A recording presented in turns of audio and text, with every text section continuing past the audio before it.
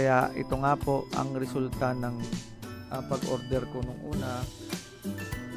Ilan man lang din yung nahuli kong mga pupa sa pag-aalaga ko ng black soldier, kasi akala ko kung meron man lilipad na black soldier, mag-i-stay lang siya sa paligid. So hindi rin po pala. At nung una kong paglagay ko sa black soldier bin, yung pagkalaglag niya po sa bin ay meron pala po akong mga neighbor na meron silang mga free range chicken. So nagulat ako nung napansin ko na naka-standby na po sila during early morning, naka-standby na po sila sa paligid ng bin. So naisip ko, ba't parang walang mga black soldier fly na lumilipad?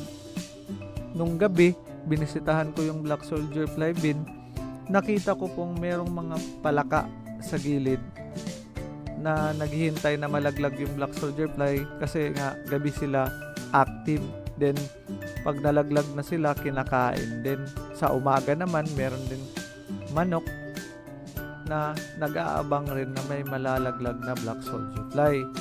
Kaya yun, napakahirap pong mag-alaga kung basta lang magsiset up ng bin sa labas.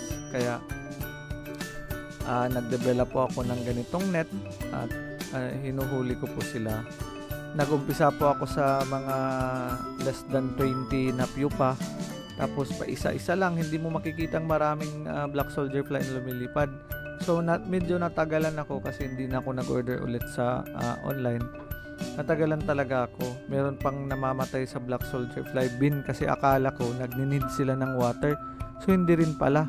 Nasusuffocate sila pag wala na silang mahingahan dun sa ilalim ng black soldier fly bin.